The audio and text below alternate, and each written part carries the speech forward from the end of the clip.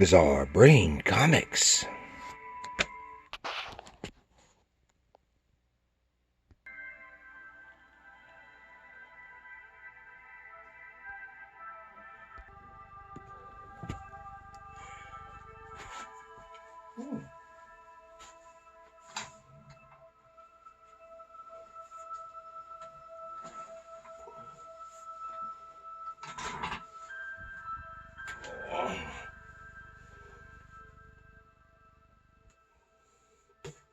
Hello, welcome to Bizarre Brain Comics. I am your host, Gary.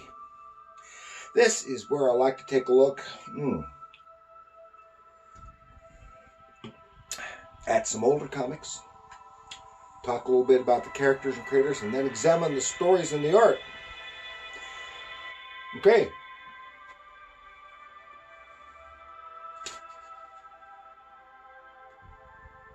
What I want to look at today goes back to 1985. This is Star Comics, which is Marvel Comics. Planet Terry, #1. Planet Terry. We talked a little bit about Star Comics before. That was an imprint they had for a couple of years, and Marvel did. Kind of filling in the gap from after the fall of Harvey Comics, with the juveniles, very juvenile stuff of varying degrees. Okay, and this one is Planet Terry. Of course, the name is derived from the word planetary. And this is issue 1. Let's take a look in here in the big book of knowledge and see what we've got about Planet Terry. Planet Terry #1, 1985, from Star Marvel Comics. Written by Lennie Herman and drawn by Warren Kremer. I don't know if that's Kremer or Kramer. I'm just going to pronounce it Kramer. And it's inked by Vince Coletta. Yes, we get a lot of Vince Coletta inking. But this is one time when, fortunately, when I don't think his inking is a detriment to the artwork. I think it works well with this guy's pencils.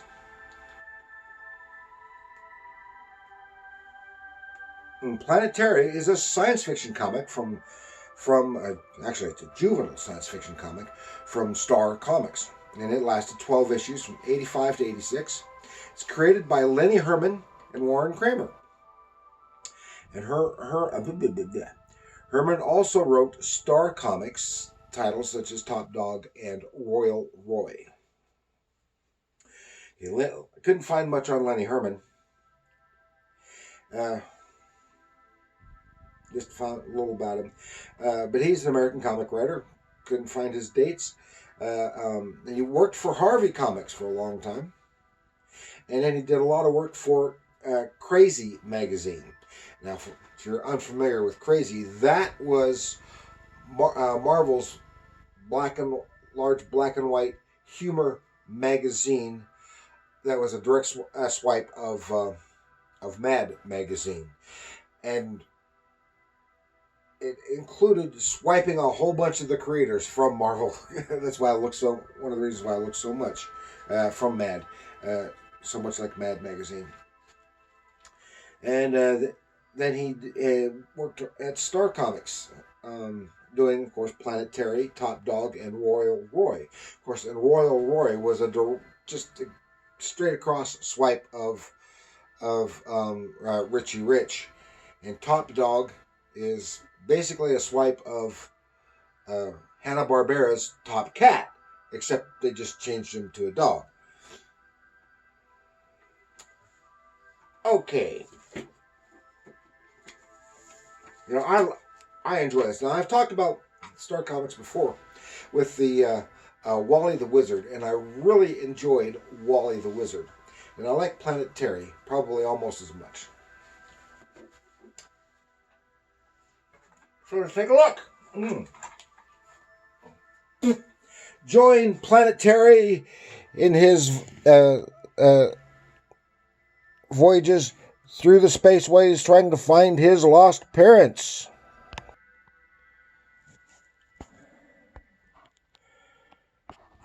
Here you go. You can get a better view of that cover illustration, which is done by Warren Kremer. Nice, and you can see he looks just like Richie Rich, except he has white hair, and in that red suit and stuff. It makes me think of Marvel's Captain Marvel before he died. Okay.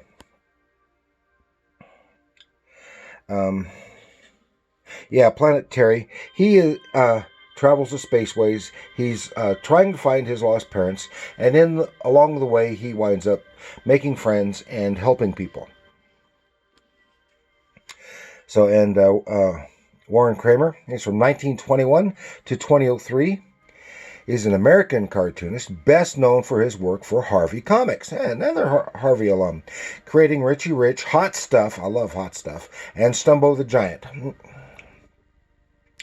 He was the son of a painter born in the Bronx.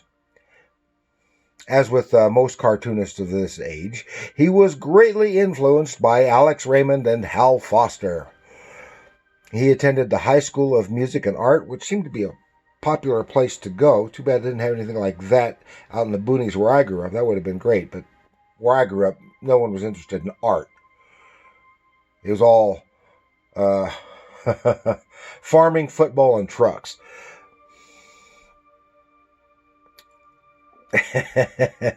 So he also went to the School of Industrial Art.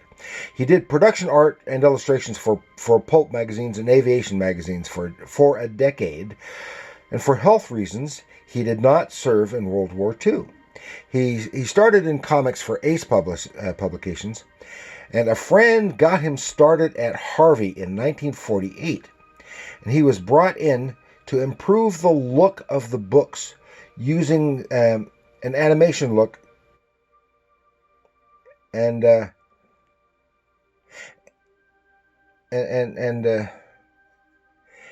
broaden images with greater depth of field.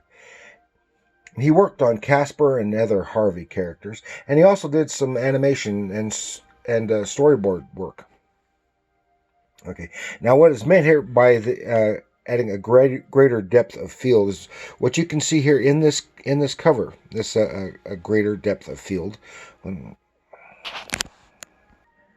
Yeah, put something under that to kind of diminish the glare on that cover. So I can show you, because you see of course, he's the main character here in the foreground.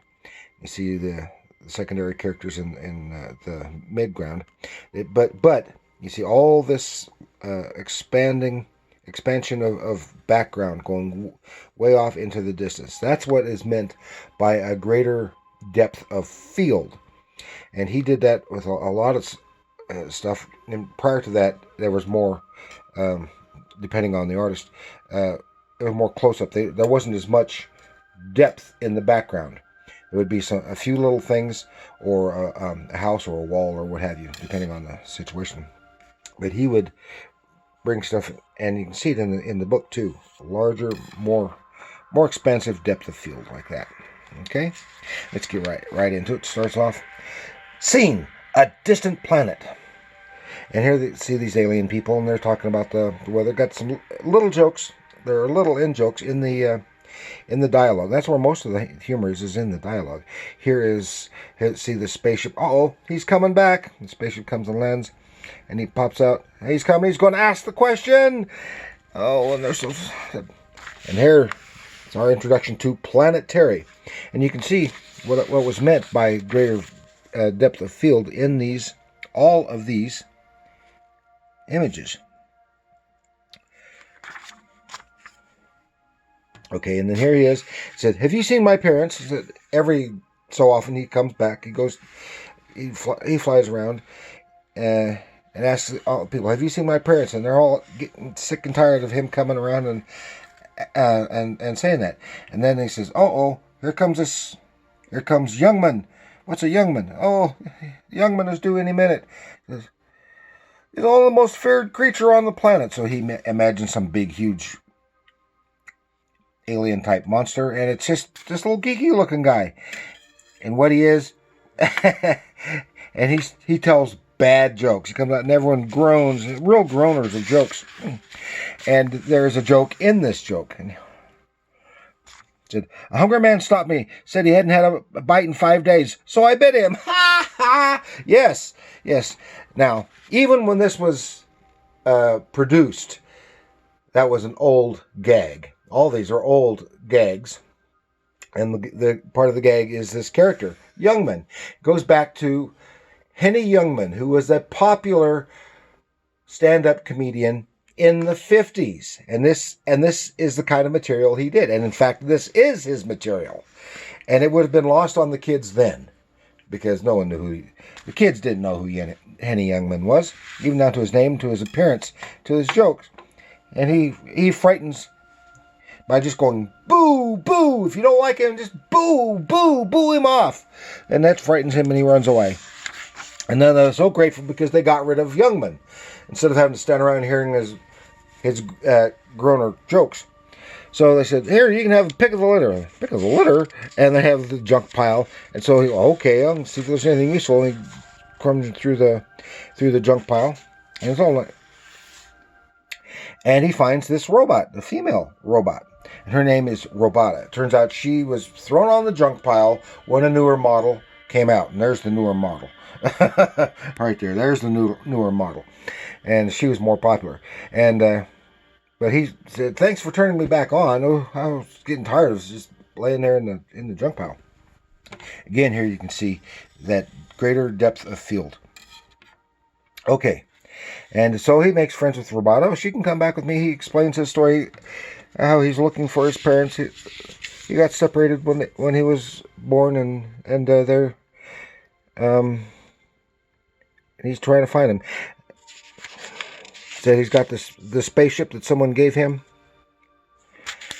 He explains here. This is where he lived. This little tiny spaceship here, which was actually like an escape pod, and he grew up in that, and he traveled around the galaxy trying to find his parents until someone gave him the spaceship.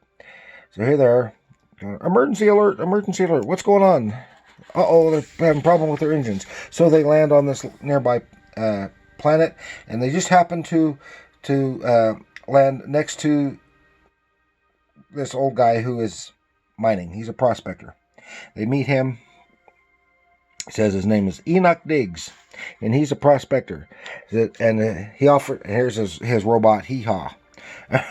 his burrobot, a burrobot. Mm-hmm. And see, and you see Harvey. I would almost have thought, without looking at the credits, I would have thought this might have been Ernie Colon, because he worked for Harvey for so many years, and that his cartoonish style is very Harvey-ish.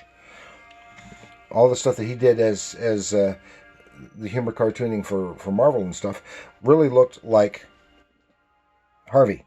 And anyway, the guy comes aboard and says, "Yeah, I used to be an engineer on a spaceship. I can help you with your engine." And then he sees, "Oh, what's this?" He says, "That looks familiar." And then he looks at the name tag that Planetary has on his wrist. Said, "I know who your parents are, Planetary." And then he have a flashback here in this story, how he was an engineer on the ship Space Warp, and the captain and his wife were on board and were expecting a baby, and they wanted a secure and a sterile place for the baby when he was born. So they selected this enclosure with an escape pod. It's a life ship, and it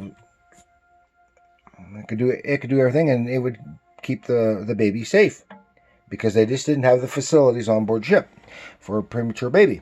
So the baby is born and put in there, and the captain is so excited he accidentally launches the life ship. And is lost. And they were never able to find the life ship, and it describes how the ship is the module of the ship.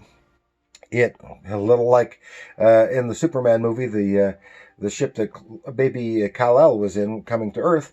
It raised him, educated him, took care of him, and as he was growing up, because we don't know how old Planet Terry is here, but he's probably, 10 or 11 years old. And so they get their ship fixed, and he says, "Okay, I don't know where the captain is." It's shortly after that happened, I retired from the service, but I know of another radioman a person who was a radioman. He had retired, but he served on the ship with the captain for several years yet before he retired, and he tells them where he had retired to. So they're on their way there. And it's because Malt Shop Menace. So Terry and Robata, there they are to that place. There it is, and they have to cross this little bridge. And and the water under the bridge has all these crocodilian type creatures.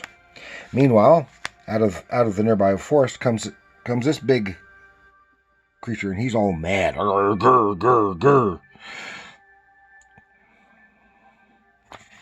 He's big and tough, and he's crossing that little footbridge, and he comes to Planet Terry, and him halfway across, just like Little John and Robin Hood. And I'm not going to back up. You got to back up. And he takes a swing, throws him off balance, and he falls into the water where the croco critters are going to get him. But Robata jumps in, because she's being metal, they can't hurt her, and helps him get up. "Oh, I owe you one. Oh, thanks a lot." Ooh. And then they get into the see. This is a nicely constructed interior here. Into this malt shop, milk toast malt shop. All these aliens. Of course, it's like the Star Wars cantina, and he's asking questions. They're looking for the guy named Squink. Who they're looking for, and this guy here, he's causing some problems, and he's going to get thrown out. And then meanwhile, they get harassed by some bullies. Because then he just talked to the guy, and they're getting harassed, and so they're going to throw them into the moat. And then the big green guy who they helped out, Omnug, I guess that's his Omnis, that's his name. He comes in, he helps them out, taking out the big bullies. And meanwhile, they get away. They get Squink, and they get to their ship, and they take off. Meanwhile, while they're in their ship, he said, "Oh, you've also found our world." So, but in the meanwhile, I sure have found a family, because he's got friends now traveling with him. Meanwhile, Squink, he said, "Also found a world. Trouble, you fool. No one must learn the secret of the space warp." Dun dun dun. It's to lead into the next issue, which is Princess Ugly enters the picture. Aha! And then an ad for that. And there we go. That's fun. It's good. Nice, clean fun for kids. And that's the kind of stuff I wish they still did, especially for kids. But as always, kids don't like kid stuff. They like stuff for the age group older than them. I don't get it, but it's true. So, Planet Terry is a lot of fun. And remember, I was an adult when I started reading this stuff. So, but I enjoyed it. Hope you did too. It'd be a nice little introduction. If you can find it in the boxes. If you have kids, it'd be good to pick up a cheap copy for your kids to read. They'd surely enjoy it. And thanks for joining me. Please like, share, subscribe, leave a comment. And remember, comics are art.